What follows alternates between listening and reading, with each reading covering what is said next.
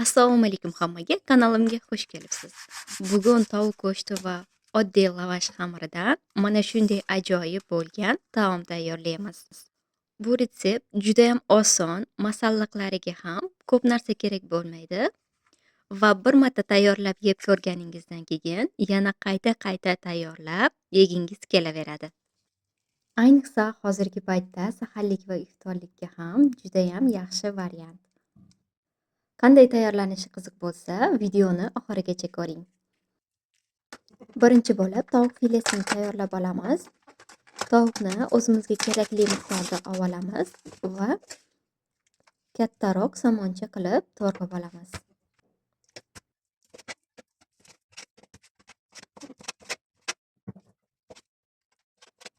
Oila a'zolaringiz soniga qarab tovuq filesini kamaytirib yoki ko'paytirishingiz mumkin.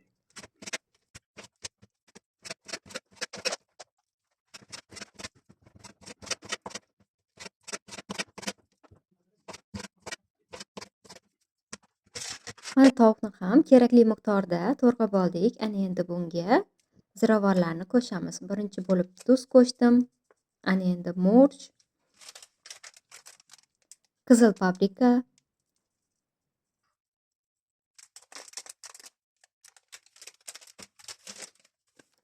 va chesnochniy priprava. Hammasini yaxshilab aralashtiramiz.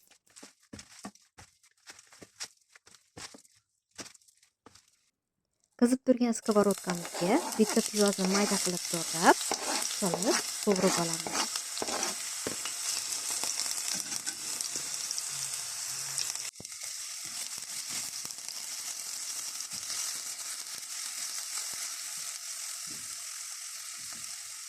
Yaxshilab qovurib olgan piyoz ustiga tovuqni solib, qovurishda davom ettiramiz.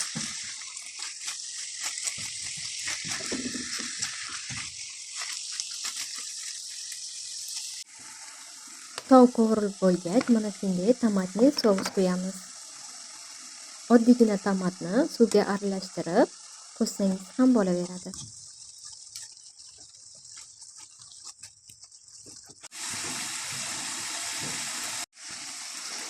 Mana deyarli tayyor bo'ldi.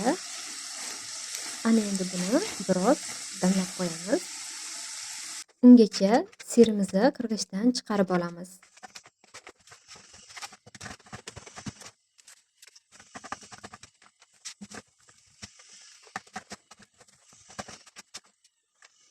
Mana hamma kerakli narsalarni tayyorlab oldik. Ana endi skоворodkamizga kerakli miqdorda yog' quyib, ustidan yumaloq bo'lgan lavashimizni qo'yib, lavashning bir chetiga tayyorlab qo'ygan tovuq filesi va sirimizni qo'yib olamiz. Lavash xamirini bir tomonini ustiga yopib, ikki tomonini yaxshilab qizartirib tayyorlab olamiz. Mana taomimiz tayyor bo'ldi. Ana endi buni tatib ko'ramiz. Mana shunaqangi sirlari cho'zilib, juda ham chiroyli bo'ladi. Albatta siz ham bir marta bo'lsa ham tayyorlab ko'ring. Bir marta tayyorlasangiz, albatta yana qayta tayyorlagingiz kelaveradi. Video manfaatli bo'lgan bo'lsa, kanalimga obuna bo'ling, like bosing va kommentariyalar yozing. Rahmat hammaga.